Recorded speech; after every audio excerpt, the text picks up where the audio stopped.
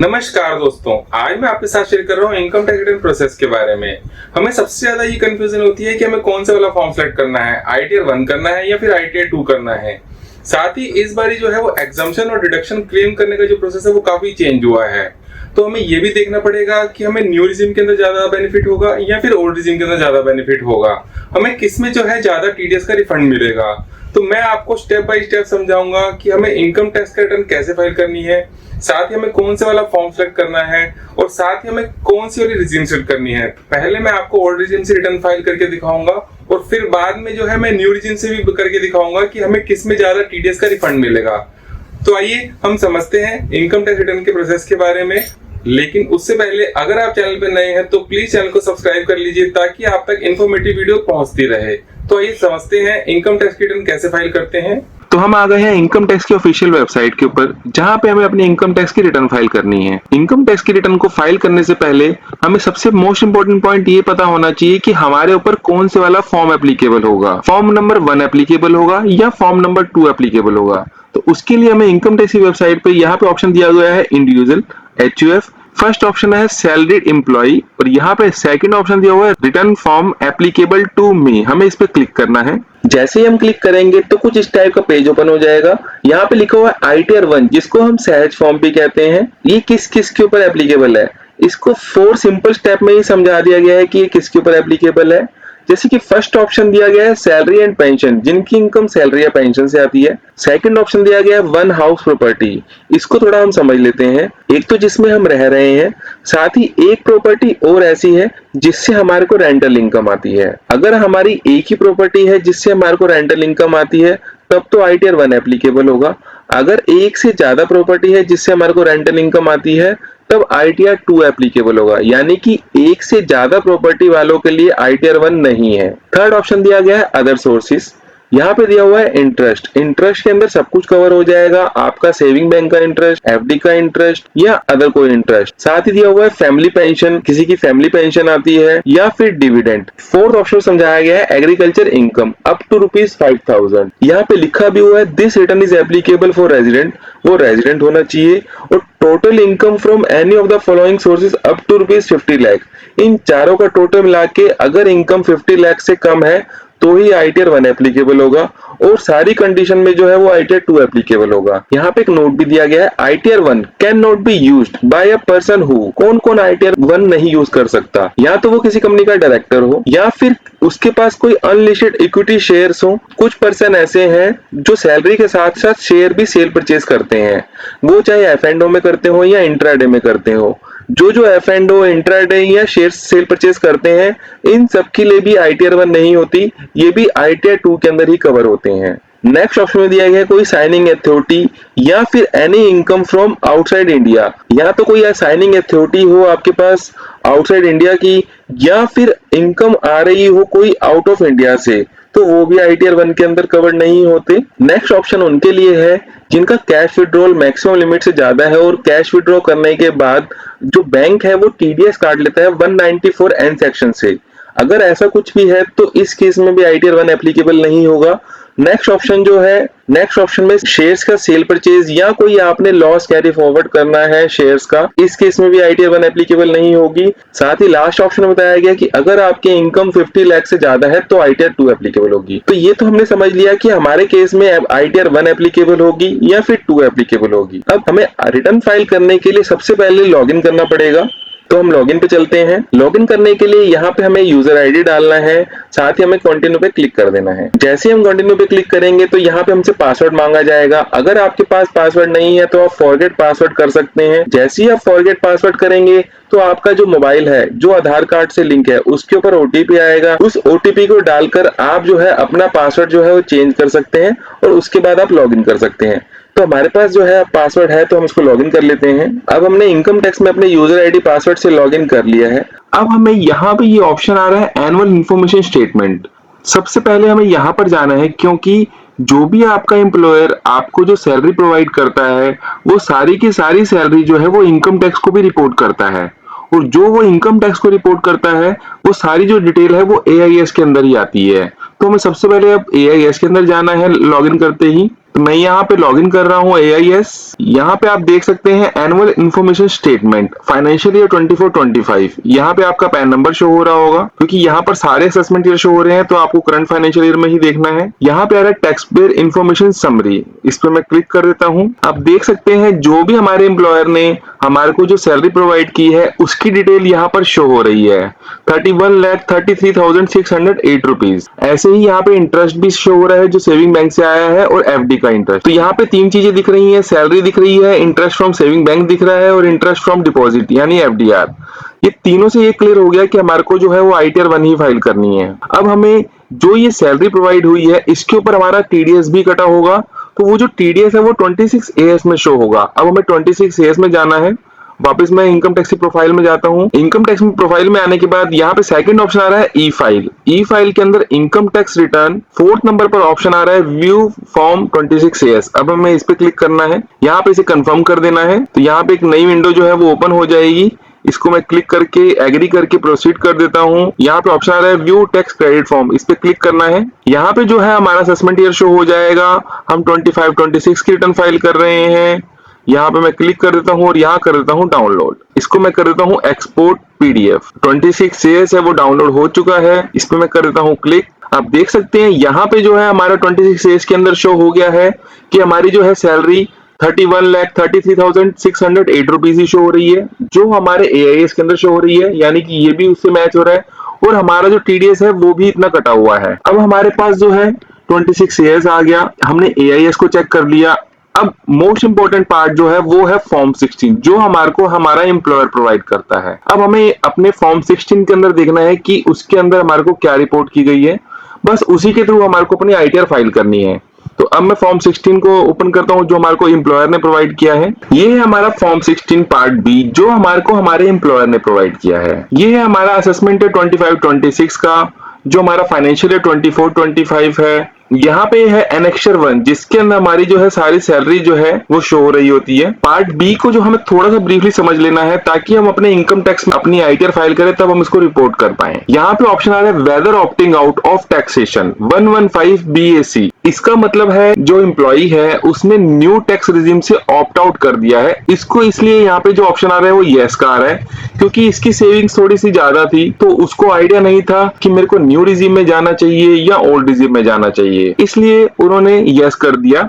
लेकिन अगर उसने यस कर दिया है उसका मतलब ये नहीं है कि आपको ओल्ड रिजीम से ही फाइल करनी पड़ेगी, आप न्यू रिजीम से भी फाइल कर सकते हैं। पहले मैं आपको ओल्ड रिजीम के बारे में समझाऊंगा क्योंकि उसमें काफी सारे चेंजेस हुए हैं। साथ ही साथ उसके बाद मैं आपको न्यू रिजीम में भी करके दिखाऊंगा कि हमें ओल्ड रिजीम में फायदा मिलेगा या न्यू रिजीम में फायदा मिलेगा। हमें जिसमें भी हमारा टैक्स सेव होगा लीगली हम उसी में ही जाएंगे, चाहे आपका जो फॉर्म 16 है वो उसमें ऑप्शन यस आए या नो आए। जब आपके एम्प्लॉयर ने आपसे डिटेल मांगी होगी, चाहे आपने न्यू रिजीम सिलेक्ट किया हो तब भी आप ओल्ड रिजीम से भर सकते हैं, और चाहे आप ओल्ड रिजीम सिलेक्ट करी हो तब भी आप न्यू रिजीम से फाइल कर सकते हैं। आपका टैक्स जिसमें भी सेव हो रहा है आप उसको सिलेक्ट कर सकते हैं। तो पहले मैं ओल्ड रिजीम के बारे में समझाऊंगा, उसके बाद मैं न्यू रिजीम में भी जाऊंगा, जिससे हमारे को ये पता लग जाए कंपैरिजन करके कि हमारे को किस में टैक्स कम देना पड़ेगा और किस में रिटर्न फाइल करके हमारे को रिफंड ज्यादा से ज्यादा मिल पाएगा। तो यहाँ पे ये ऑप्शन आ रहा है सैलरी, ग्रॉस सैलरी की डिटेल आ गई है जिसमें हमारी सैलरी है 31,33,608 रुपीज। ये हमारी 26AS से भी टैली हो गई है और हमारे जो है AIS से भी टैली हो गई है। आपके केस में ऐसा भी हो सकता है कि कोई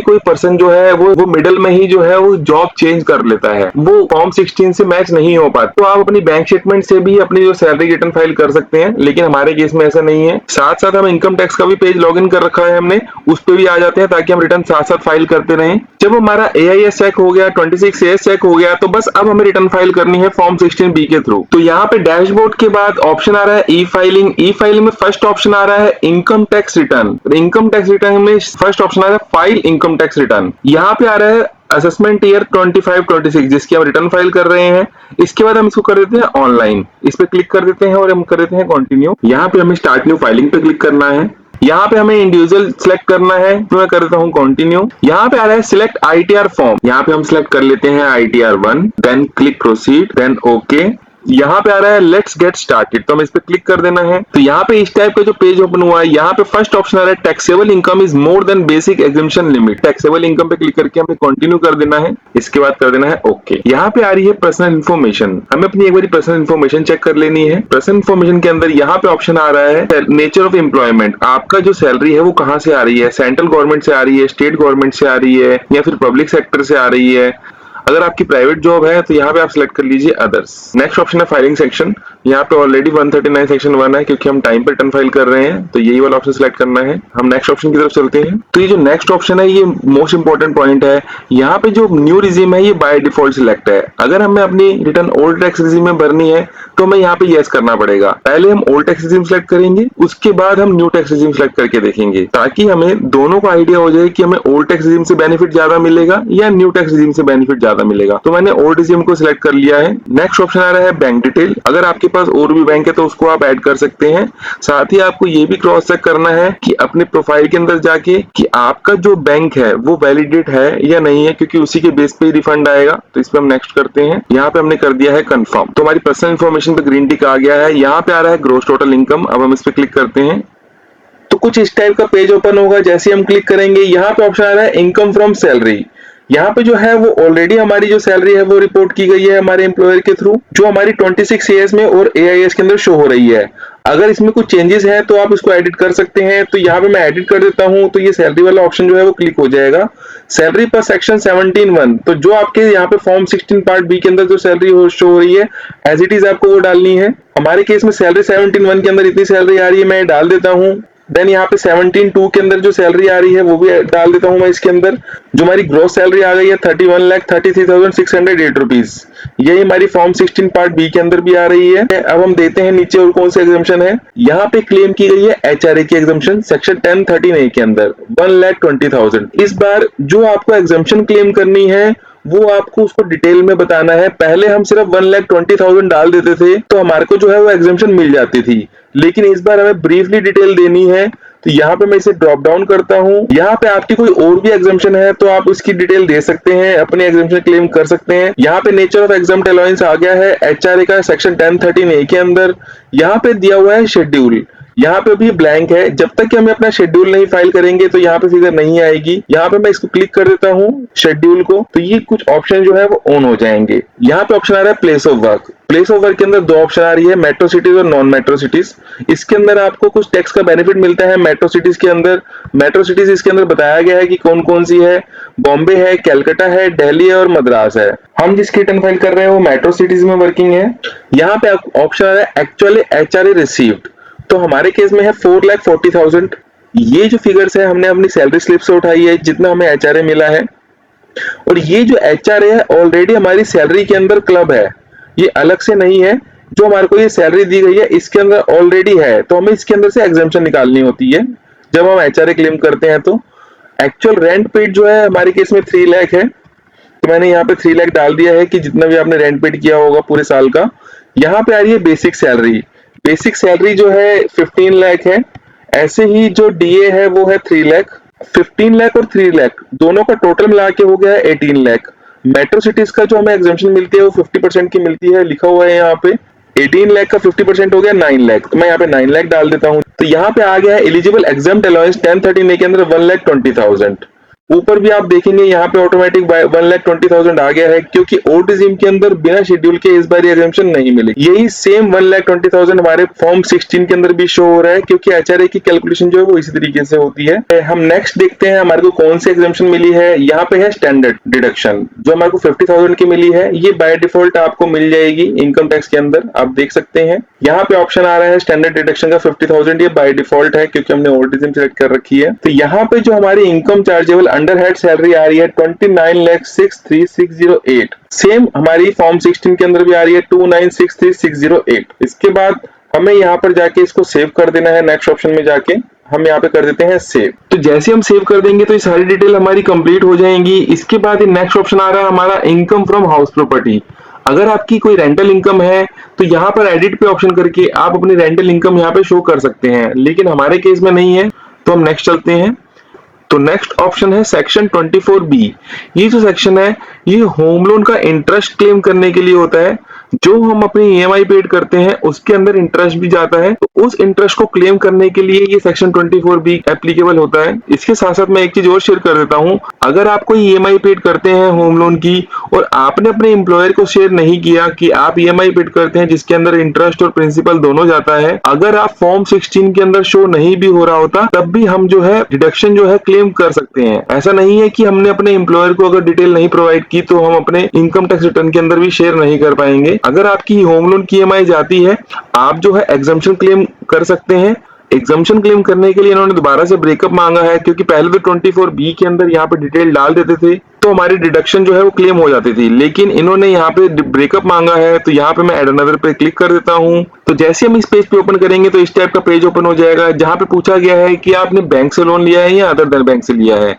साथ ही यहाँ पे बैंक का नेम देना है कि आपने किस बैंक से लोन लिया है, अगर आपने बैंक सेलेक्ट किया है तो। यहाँ पे पूछा गया है लोन अकाउंट नंबर, तो यहाँ पे लोन अकाउंट नंबर देना है, डेट ऑफ सैंक्शन की डेट डालनी है, टोटल अमाउंट ऑफ लोन, कितना लोन आपने लिया है बैंक से, loan outstanding as on last date of financial year, यानी कि जो 31 मार्च 25 की जो लास्ट डेट थी उस पे आपका लोन का अमाउंट कितना पेंडिंग रह गया है। नेक्स्ट पूछा गया है इंटरेस्ट ऑन बोरोड कैपिटल, आपने कितने इंटरेस्ट पेड किया है ईएमआई के थ्रू, तो यहाँ पे उसका अमाउंट डाल देना है और उसके बाद कर देना है सेव। हमारे केस में ऐसा नहीं है इसलिए हम इसमें बैक कर रहे हैं।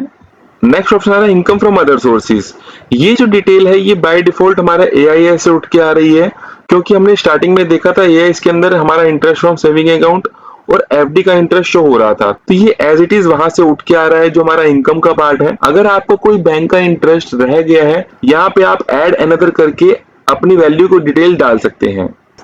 नेक्स्ट ऑप्शन आ रहा है एग्जम्प्ट इनकम, अगर कोई आपकी एग्जम्प्ट इनकम है तो आप इसको यहाँ पे रिपोर्ट कर सकते हैं। नेक्स्ट ऑप्शन आ रहा है income on which no taxes payable, long term capital gain 112A, long term capital gain जो है वो 1,25,000 तक एग्जम्प्ट है। अगर आपके केस में 1,25,000 तक आपने जो है कैपिटल गेन किया है तो यहाँ पे आप उसकी रिपोर्ट कर सकते हैं, लेकिन हमारे केस में नहीं है तो हम इसको कंफर्म कर देते हैं। जैसे ही हम कंफर्म करेंगे तो हमारी जो डिटेल्स है वो इनकम की वो डल चुकी हैं। इसके बाद नेक्स्ट ऑप्शन आ रहा है टोटल डिडक्शन, हम इस पे क्लिक करते हैं तो यहाँ पे आ गया है टोटल डिडक्शन। हमें अपनी जो भी डिडक्शन है वो क्लेम करनी है। आपके केस में जो जो डिडक्शन है आप क्लेम कर सकते हैं। हमारे केस में 80C की और 80D की जो डिडक्शन है वो क्लेम करनी है। आज से पहले जब भी हम डिडक्शन क्लेम करते थे तो सिर्फ यहाँ पे वैल्यू डाल देते थे तो हमारी जो डिडक्शन है वो क्लेम हो जाती थी, लेकिन इस बार ही हमें ब्रेकअप देना है डिडक्शन क्लेम करने के लिए। तो सबसे पहले मैं डिडक्शन क्लेम करने के लिए यहाँ पे एडिट पे क्लिक कर देता हूँ। यहाँ पे ऑप्शन आ रहा है एड अनदर, तो मैं यहाँ पे क्लिक कर देता हूँ। यहाँ पे आ रहा है amount eligible for deduction 80C, तो हमें 1,50,000 की अपनी डिडक्शन क्लेम करनी है। यहाँ पे ऑप्शन आ रहा है पॉलिसी नंबर, तो हमें अपना पॉलिसी नंबर या डॉक्यूमेंट आइडेंटिफिकेशन नंबर भी डालना है जो हमने सेविंग कर रखी है। तो मैं यहाँ पे पॉलिसी नंबर डाल देता हूँ और इसको कर देता हूँ सेव। अगर आपकी एक से ज्यादा पॉलिसी है जिसका आपने ब्रेकअप देना है तो यहाँ पे आप ऐड अनदर पे क्लिक करके आप जो है अपनी डिटेल ऐड कर सकते हैं। सारी पॉलिसीज ऐड करने के बाद यहाँ पे आप क्लिक कर देंगे सेव पर, तो यहाँ पे मैं सेव पे क्लिक कर देता हूँ। यहाँ पे हमारे 80C की डिडक्शन जो है वो क्लेम हो गई है। इसके बाद हमारी जो है वो 80D की डिडक्शन है, तो मैं 80D के अंदर भी वैल्यू पुट कर देता हूँ। यह आ गया है 80D, यहाँ पे मैं कर देता हूँ एडिट। तो यहाँ पे आ रही है 80D की डिडक्शन, जहाँ पे हमें डिडक्शन क्लेम करनी है। यहाँ पे बहुत सारे ऑप्शन आ रहे हैं इस बारी, क्योंकि काफी डिटेल मांगी गई है डिडक्शन क्लेम करने के लिए। तो यहाँ पे आपने जो भी डिडक्शन क्लेम करनी है तो उससे सबसे पहले आपको बताना पड़ेगा कि ये किसकी है, वेदर यू और एनी योर फैमिली मेंबर। तो यहाँ पे मैं जो है अभी नो कर देता हूँ और इसके बाद मैं यहाँ पे कर देता हूँ ऐड अनदर पे क्लिक।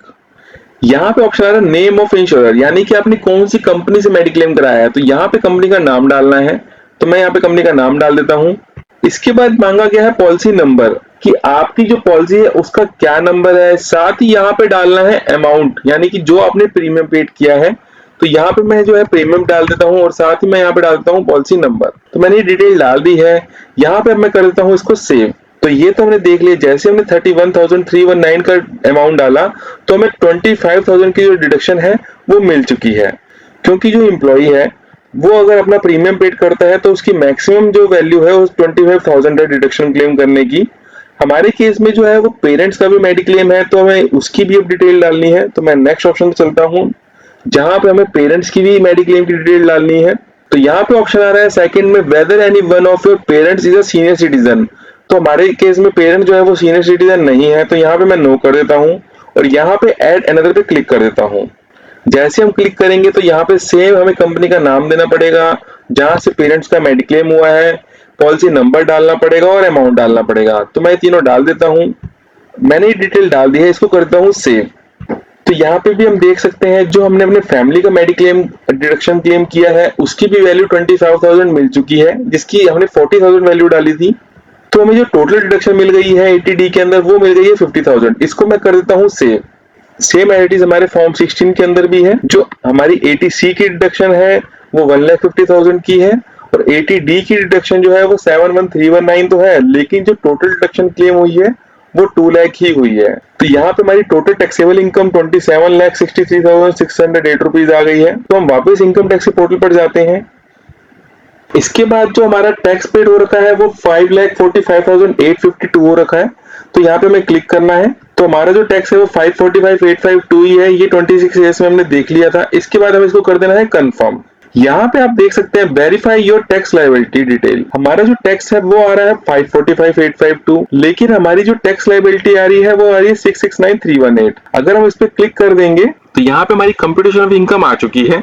जो हमारी ग्रॉस टोटल इनकम है वो 29,70,000 अप्रोक्सीमेट है।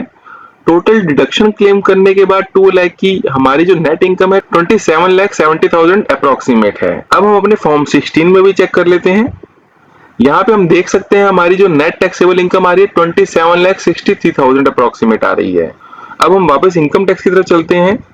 जो हमारा डिफरेंस आ रहा है वो हमें पता है कि जो हमारे को FDR का और सेविंग बैंक का इंटरेस्ट मिला है उसका डिफरेंस आ रहा है, क्योंकि वो तो हमने फॉर्म 16 में रिपोर्ट नहीं किया हुआ। तो अब हम ये देखते हैं 27,70,000 के ऊपर कितनी हमारी टैक्स की लायबिलिटी आ रही है। तो मैं इसे स्क्रॉल डाउन करता हूँ। यहाँ पे हम देख सकते हैं जो हमारी 27,70,000 की जो इनकम है उसके ऊपर 6,79,258 यानी कि अप्रोक्सीमेटली 6,80,000 के करीब का हमें टैक्स की लायबिलिटी बन रही है। मैंने आपको स्टार्टिंग में ही समझाया था कि मैं आपको न्यू रिजीम में भी समझाऊंगा और ओल्ड रिजीम में भी समझाऊंगा कि आपको किसमें ज्यादा बेनिफिट मिलेगा। अब एक बार हम न्यू रिजीम से भी देख लेते हैं कि हमारे को न्यू रिजीम में कितना टैक्स आएगा। उसके अंदर ना ही हमें कोई एग्जम्पशन मिलेगी और ना ही कोई डिडक्शन मिलेगी। फिर भी हम चेक कर लेते हैं क्योंकि उसके अंदर जो है स्लैब अलग है। तो एक बार ही हम न्यू रिजीम से देखते हैं कि हमारा 27 लाख पे कितना टैक्स आ रहा है। तो यहाँ पे ऑप्शन आ रहा है बैक टू समरी। मैं बैक टू समरी पे क्लिक करता हूँ न्यू टैक्स रिजीम सिलेक्ट करने के लिए। जो ये 2 लाख की हमने डिडक्शन क्लेम की है उसको हम डिलीट कर देते हैं, क्योंकि हमें पता है कि न्यू टैक्स रिजीम के अंदर जो डिडक्शन है 80C की और 80D की नहीं मिलती। इसको मैं यहाँ से डिलीट कर देता हूँ। तो यहाँ पे मैंने इसको कर दिया है डिलीट। इसके बाद ये 80D की डिडक्शन है जो हमने क्लेम की थी, इसको मैं यहाँ से डिलीट कर देता हूँ। हमने कर दिया है इसको डिलीट। तो जैसे ही मैंने डिलीट की तो जो टोटल डिडक्शन है वो 0 आ गई है। इसको मैं कर देता हूँ कंफर्म। हम देख सकते हैं जो टोटल डिडक्शन है हमारी 0 हो चुकी है। अब हम एक काम करते हैं, अब हम सिलेक्ट करते हैं न्यू रिजीम। पर्सनल इंफॉर्मेशन पे जाके यहाँ पे ऑप्शन आ रहा है न्यू टैक्स रिजीम, हमें इसको सिलेक्ट करना है और यहाँ पे सिलेक्ट करने के बाद इसको कर देना है कंफर्म। जैसे ही हमने कंफर्म किया तो आप देख सकते हैं यहाँ पे जो मेरा पहले 6,80,000 का टैक्स आ रहा था, अब जो मेरा टैक्स आ रहा है वो आ रहा है 6,41,000 का, यानी कि 40,000 का जो है हमें न्यू टैक्स रिजीम से बेनिफिट हो रहा है। इस केस में इस एम्प्लॉय को 40,000 का बेनिफिट मिल रहा है, इसके लिए यहाँ न्यू टैक्स रिजीम जो है वो बेनिफिशियल है।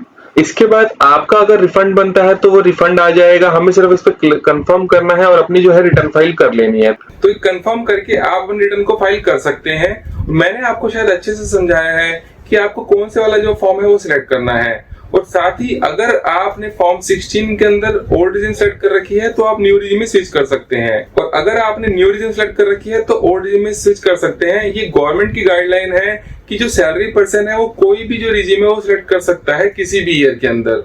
तो अगर आपको ये वीडियो अच्छी लगी हो तो प्लीज लाइक शेयर और सब्सक्राइब जरूर कीजिएगा। Thanks for watching.